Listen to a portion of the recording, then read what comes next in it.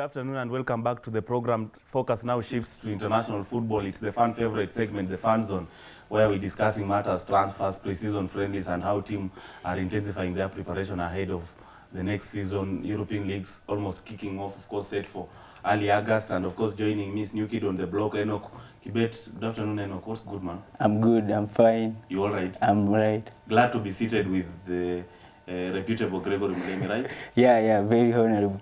Very honorable. Yeah. We go straight to the pre-season friendlies. Man United beat Leeds United 4-0, Manchester City against West Ham 2-0, Wolverhampton Wanderers beating Newcastle United as well. But pre-season is different from, practical league when it starts off. The way you perform during the pre-season do not necessarily reflect how you're gonna perform when the league starts. Do you buy the same thought as well? Yeah, I think so, because this is not the first time that Man United are shining at the pre-season stage right now.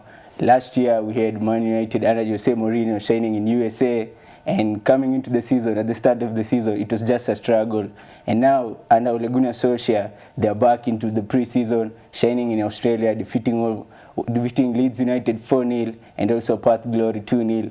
And I think it's just a new beginning. But let's see, today they are facing Inter Milan. Let's see what they're going to give us. Definitely. International Champions Cup kicking off this particular afternoon, and Man United will be playing against an equally struggling side, Inter Milan, whom we've not seen much of, their good performance in Serie A, that is Italian football, which has been dominated by Juve. But the players who've been purchased at Man United, of course, Daniel James from Swansea, he's been hailed by Man United fans as the big thing, and so is Mason Greenwood, the new kid on the block now, getting regular playing time up front under Ole Gunnar Solskjaer.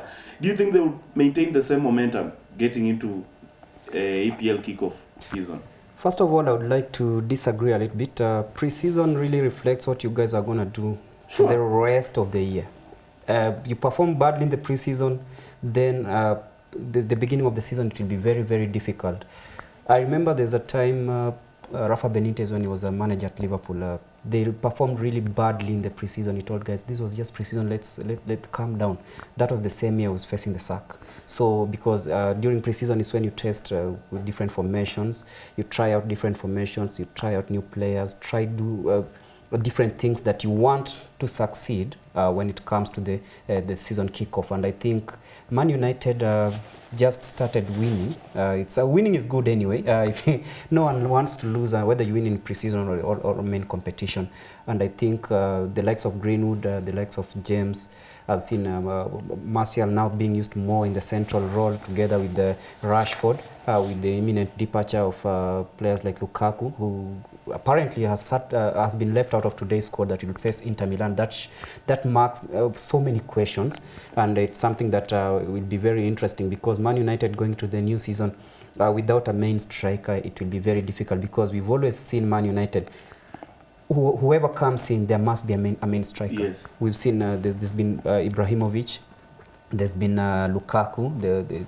There's a time Rooney was playing there, Babatov was playing there, Carlos Tevez, Ruud van Nistelrooy. Yeah, Ruud van. I'd really liked Ruud van Nistelrooy, because I think it was the best striker Man United ever had. So right now they're facing a new season, and I think maybe Ole Gunnar Solskjaer is trying to look at life after Lukaku, trying in maybe a 4-3-3 formation using Martial, Rashford, and maybe Lingard on the other side, trying to play as a false number 10. So to me, I believe that Man United beating Leeds, you remember they didn't have a good preseason last season? Yes. Yeah, and their tour of US was terrible, and that's when things started falling apart. And right now, they've tried knitting the pieces and making sure that whatever they're doing in Asia, in Australia, comes up well, so that when the league kicks off on 4th of August, they're in a better shape.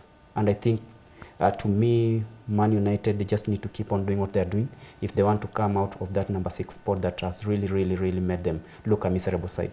Kibet, Mauricio Sarri left for Juventus. Frank Lampard, former Chelsea and English player, took over. Of course, he was initially at Derby County after failing to lead them to English Premier League elevation from Championship, now joining his former employees at the Stamford Bridge. And yesterday, Chelsea lost. Do you think that's a bad start for Frank Lampard getting into the next season, or just one of the a few unfortunate incidents? I think so. First with Lampard, when he came in, he said that it's just a start for us.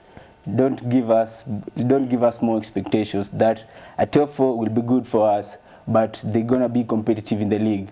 And with Lampard, yesterday they lost 1-0 to Kawasaki, and I think with preseason they were second. It was just a second fiddle Chelsea side, not the real first team that gonna play in the league coming soon. And also with Lampard, I think you just want to know more about the youths. First with Chelsea, they are banned. They have got 2 window transfer ban, and now they have got to use more of their youths.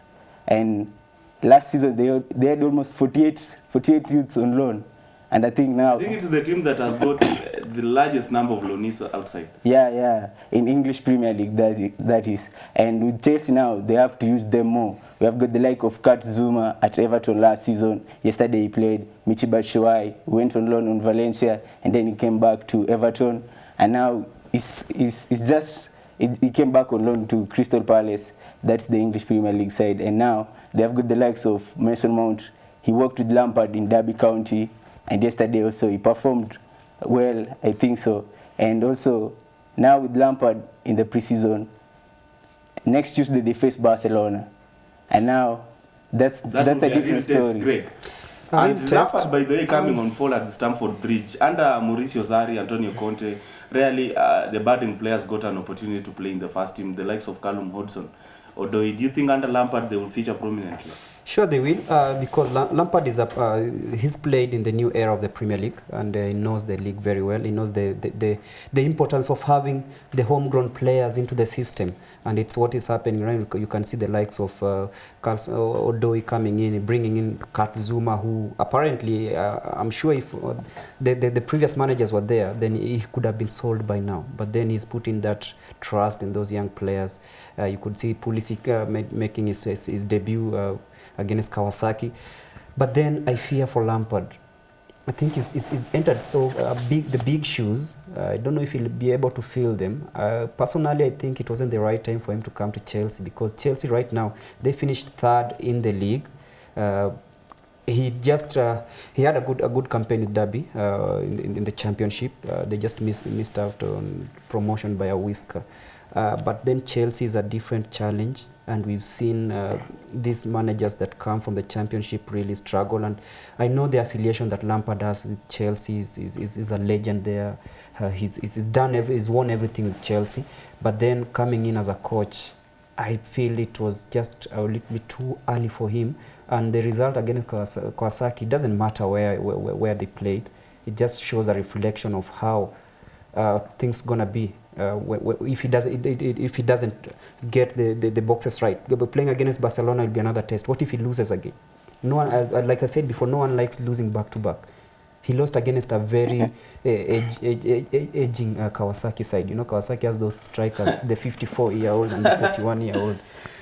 Such a side. And look at who scored. The guy played for Brazil in 2005. That striker for 2-year-old. Yeah. The former Celtic striker. Yes. Look at that. It shows you that Lampard, yes, if I was Lampard, I could have refused coming to Chelsea, had another season maybe behind the bars, learn the trade properly, and then come back and, let's say, take over Chelsea. But then it's a risk that can pay off or not pay off. And to me, Chelsea, I think they're not, with the current state, they're not ready to challenge for the title. English Premier League, Grant, you still give an edge to Manchester City and Liverpool, who have not been actively involved in acquisition of new players. They already have strong squads, and pundits are still giving them an edge as far as the run in English Premier League and even UEFA Champions League football is concerned. Do you still ignore the likes of Man United, Arsenal, and maybe Spurs is also in that equation of City and Liverpool? I think with Liverpool and Manchester City, what they did last season was just incredible. No side has ever done something like that in the Premier League. And now they're the team to beat now in the coming season. Even though Liverpool, we have got Klopp saying that they don't have to purchase new players. They've got the likes like Brewster coming on from injury, Oxlade-Chamberlain coming on also from injury, and saying that they don't have to purchase so that they can compete. And that means Klopp has got full confidence on his side now. And I think also with Manchester City, the only good addition is Rodri from Atletico Madrid. He's a good midfielder, and also, let's say it's a Spanish version of Busquets, but he's so good with the ball, and he's good technique and speed also. And now, the other clubs, they are focusing on Liverpool and Manchester City as the team to beat. Manchester United have invested with some new players, Daniel James and Wan-Bissaka, and that means they have to compete more. And also the likes of Chelsea and Tottenham. Tottenham have got Tanguy Ndombele coming in, and I think it's gonna be, they're focusing on how to beat the top 2 teams now. They don't have to give them the chance to do what they did last season, and that's the top 6 teams. That is Liverpool, Arsenal, Chelsea, and Man United. They have to get points from them. And initially, Daniel Levy, a man who is the owner of Spurs, has been accused of, failing to fund Mauricio Pochettino with enough resources, enough financial support so that he can acquire a player of his choice. But I think it has started. Tanguy Ndombele now coming from Lyon and joining Y254 initially based club. Do you think that will be motivation factor for them to perform even better and finish beyond 3rd like they did last season? Surely they should perform better because as much as many are faulting Levy, I think first of all, building the White Hart Lane, rebuilding the White Hart Lane, making it a state of art, I think it's an achievement on its own because not many sides have done that in England. And then you see most of the resources maybe were used to putting up that stadium, and I think it will pay off. He's looking at the long term, and I think, but as usual, fans don't really like long-term solutions to the problems. They want trophies, they want good performances, they want to see those big star names being linked to their clubs. And I think the acquisition of Ndombele, one of the brightest young talents in Europe, is one thing. It's a statement enough to show that they reached the Champions League, maybe they want to go for it. They finished 4th in the Premier League, maybe they want to better that and ensure that maybe they challenge the top 3 sides, that's Chelsea, Liverpool and Manchester City. But then you look at the competition that is there, it's really, really difficult. Man City are not losing any player. Liverpool are not losing any player. But then I just remembered I heard Leroy Sané might be leaving Man City. So, but then you look at City, whether the Sané is there or not, that's a good side. They can have field 2 sides that can really beat anyone on a good day. In case they lose their players, it's a fringe player. It's a fringe player, not necessarily a fringe, but they have able replacements. Excess. Yeah. And surplus alternatives from both sides. Yeah, like Bet says here, they signed the likes of Rodri. Rodri is a very brilliant talent. They're looking at life after Fernandinho. So most of these things, the transfers nowadays is not about bringing in a big name. It's about bringing in someone who will help improve that position that you currently feel that needs a little bit of twerking and something like that. And I think Tottenham on the other side are looking at how to improve their midfield.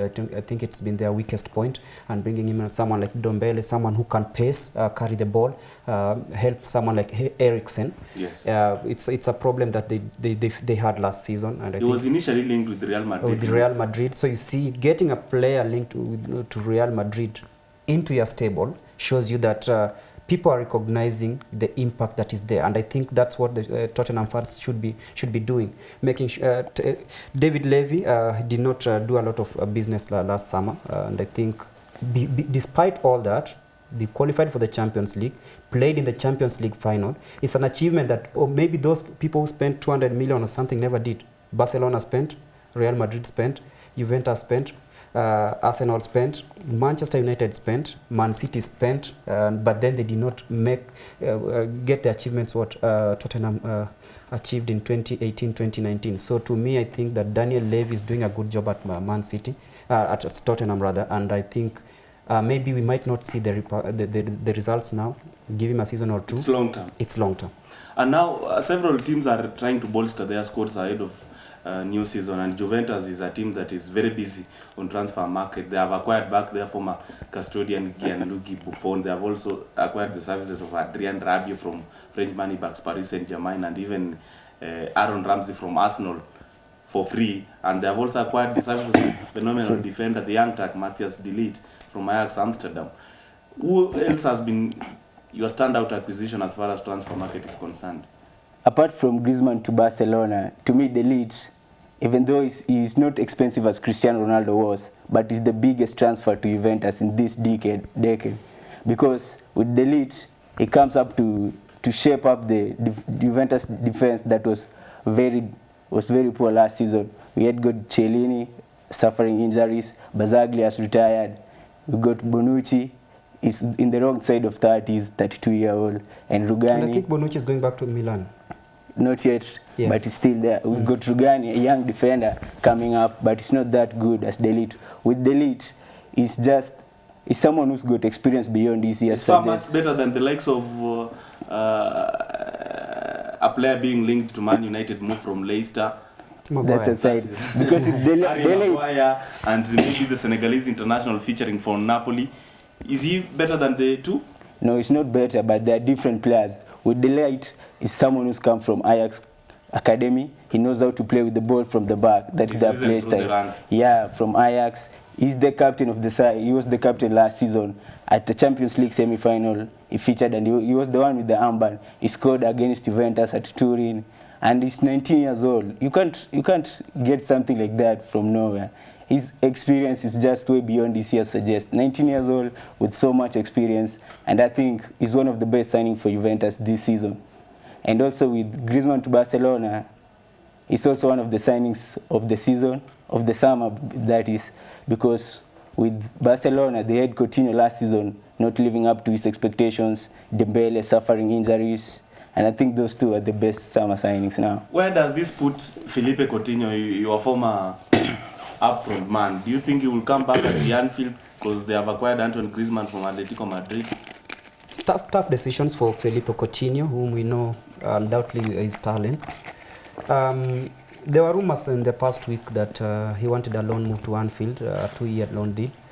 I don't know if it will materialize because it's all about the... And in case he comes back, is he guaranteed of fasting? He's not guaranteed of fasting because I believe that the current crop of Liverpool players have achieved so much in that after Coutinho because they went back to the Champions League final, attained 97 points in the league, something that shows that it's a side that improved, especially after Coutinho. Remember when Coutinho was there, every play was revolving around Coutinho, but right now they spread it along. You could see Bobby Firmino playing well, Salah playing well, Mane playing well, and then Wijnaldum just stepped up. Milner and Henderson were the Mr. Reliable, and then the coming in of Fabinho just stabilized everything. Remember, Keita is still there.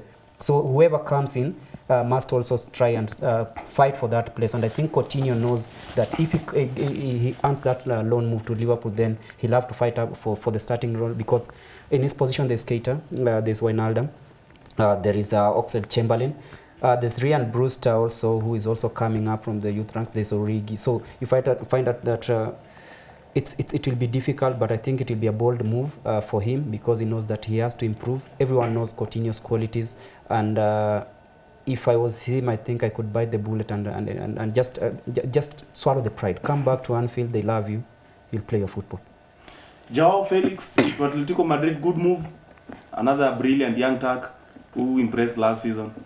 With Joao Felix, he's just 19 years old, a raw talent.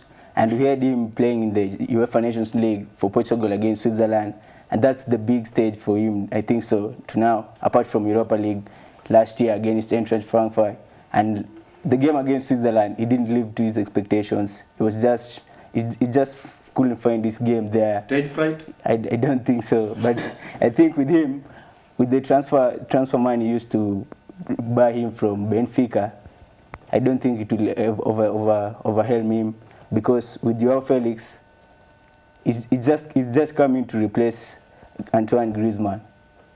And also with Atletico, with the way Diego Simeone likes to play, I think will fit into their play style. And the playing style of La Liga is so much different, but so close to the one he was used in Portugal. Excellent transfer, maybe that has been done or said to be done going forward. Inter Milan keep checking tabs on Romelu Lukaku, the Belgian international, who has been left out of the squad for Man United. Chances are high that he probably might leave, and Pogba also still keeping tabs on Juventus' move, and either side interested in each other. What are your key figure that has been acquired so far, or set to be acquired? Antoine Griezmann to Barcelona. I saw a tweet from Barcelona Football Club whereby Ter Stegen and Griezmann had a photo together, and then it was like, thank God we are not facing you again this season. So it's one of the moments.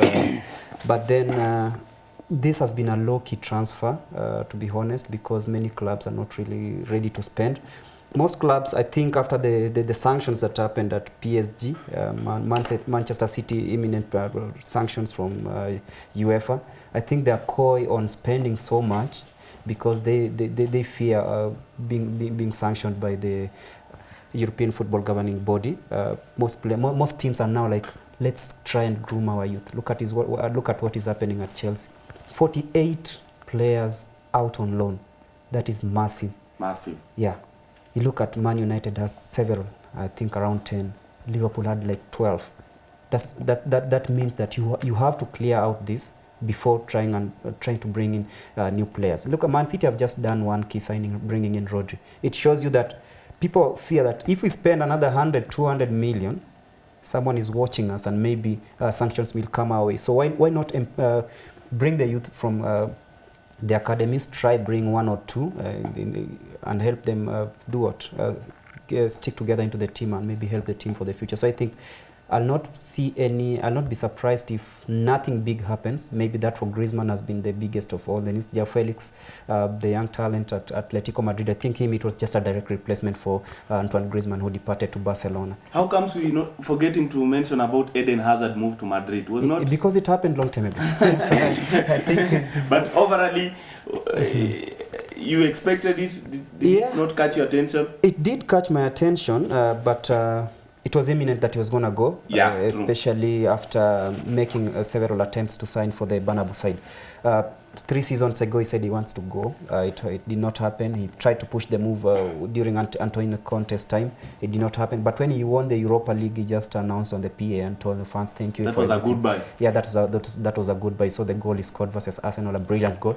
It just showed that he left Chelsea in a clean heart. And I think Real Madrid also have done very good. They've signed Militao. Yeah, I think they're trying to strengthen because they're really fallen behind Barcelona. It's embarrassing to the lovers of football from that side of the country. Kibet, introduction of the position of technical director. I remember when Pulisic was acquired last season, Mauricio Sarri said that he had no hint about such a player. But it seems Frank Lampard is incorporating him into his plans and the future as well. What is the impact of Pulisic? Is he such a massive player that can add much spice at the Stamford Bridge? With Pulisic, he cannot come and replace Eden Hazard, or he cannot come and fill the big shoes of Eden Hazard. With Pulisic, it's just he should be given time to develop his game, because with Pulisic, he's got raw pace, that raw blistering pace, and anyone with that kind of pace is a threat any day, anywhere. Someone with that pace is a threat, and the other parts of the game come in and develop after, like finishing, positioning, and linking up with teammates. And with Pulisic at Chelsea, I think it's a good signing to them, and will give them something new, a new dimension to their game. But the dynamics of German football is different from English Premier League. We've seen players who've come through and they failed to replicate their previous show. Shinji Kagawa. Do you think the same problem would befall Pulisic? I don't think so, because with Pulisic, the way I've watched him, the way I've analyzed him, he's so good, and he can be like a leader to the team. He can play a good football. He can play the kind of football being seen in the English Premier League, because it's not just someone who can he's got that big game mentality, or a big player mentality. Yeah.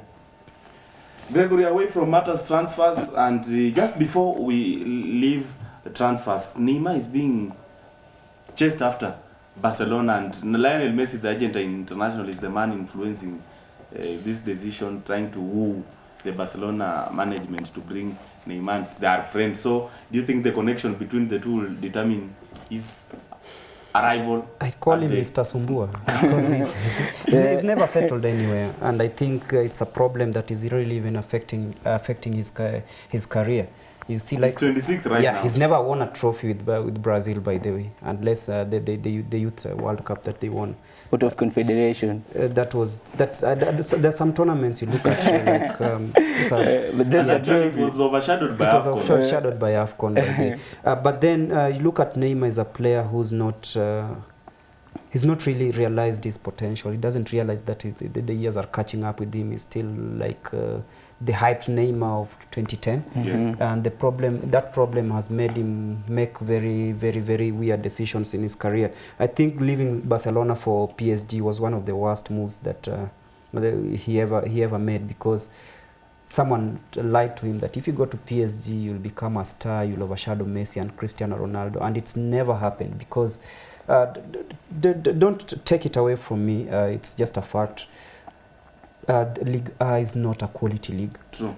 Yeah, and we've seen PSG can win 5-0 like 10 times in a row. It's a one-sided. It's a one-sided league. One team dominating all. Yeah, we remember there were times when we could talk about PSG, we could talk about Lyon, Marseille, and Monaco, and Nantes maybe coming in. But right now it's all about PSG because they had the money to buy the best players. But you cannot buy success. That's something that we really forget. 2017, 2018, they were leading 4-0.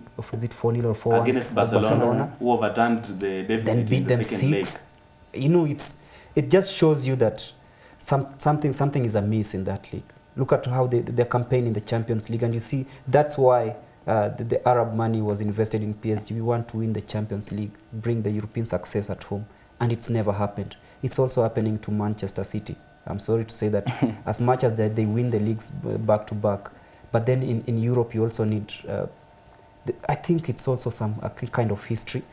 And I think Barcelona know that when they had Neymar, they had Suarez, they had Messi. That was one of the most lethal attacks in Europe and in the whole world. And I think they can rekindle that by Neymar coming back. And that means that one of the two guys who came to replace him, that is Coutinho and Dembele, will have to go. And finally, Claudio Pizarro joins a list of players who have announced retirement from football. Of course, last weekend, the former Liverpool man, Philip Crouch, also announced. Fernando Torres, several players quitting football and now seeking to concentrate on the other side, alternative ventures. What do you remember Pizarro for? Claudio Pizarro, the former Bayern Munich striker. I think with Pizarro, is the Leedsman there, or Lewandowski overcame him with the leading goal scorer in the Bundesliga, foreign Bundesliga. But with Pizarro, it was just his game, his aerial prowess, and just his game, his mentality in the game, his clinical finishes, and his striking, that poaching instinct of a striker. Yeah. Did he live to the expectation when he joined the English Premier League? Pizarro at Chelsea? Yes. I think he did. He did play his part, and I think, but then he came in when he had already passed his prime years. And there are other alternatives up front. I think Drogba was still there. Yes. Yeah. So I don't think he was gonna get a start ahead of Didier Drogba, whom we regard as one of the best forwards that the English Premier League has ever seen. Yes. But then Pizarro, I remember him at Wolfsburg. He was a very good player. I remember that that's the time I became a Wolfsburg fan. Pizarro playing alongside the likes of, there was another Peruvian, Solano. Those were good players. But then it comes a time when you just have to hang the boots. Peter Crouch, I remember his hat-trick against Arsenal. Yeah, I remember it. Yes, I remember his bicycle kick against Galatasaray. I remember his goal against Liverpool when he was playing for Tottenham. At Stoke City, scored a brilliant goal versus Man City. One of the goals of the season, I think in the 2016-17 season. So these are players that we'll miss, because right now finding an out-and-out striker is very, very difficult. Right now I can maybe count the number of out-and-out strikers we have in the league. We have Solomon Rondon. We have, let's say, someone like Mitrovic. We have someone like Romelu Lukaku. And then I'll start looking for some. Yeah. Definitely, it's been a fantastic show from 1 to 3 on Y254. Every Saturday we're keeping it sporty, talking matters, sporting disciplines, several of them beyond local and beyond, of course, locally and beyond. And it's been quite an epic show, talking about the national team Harambee Stars performance at the AFCON, reviewing how the tournament was, and whether Senegal deserved losing to Algeria, and whether Algerians deserved victory, winning it for the second time since inception last night, 1-0. So Baghdad Buneja's well taken, deflected pass. It's been an honor having you, Kibet Enoch, the rookie, now trying to come on board and do magic as far as sports journalism is concerned, alongside the already established Gregory Mulemi, who was with me since the show started. Thanks for coming through and all the best. Thank you. Of course, to our crew, enabled this show to be a success. Congratulations to them for a well done job. Let's keep talking matter sports. Of course, hashtag touchline Y254, the Y254 channel at Wasike Maxwell. Stay tuned and keep it sport. Have a fantastic weekend and God bless you.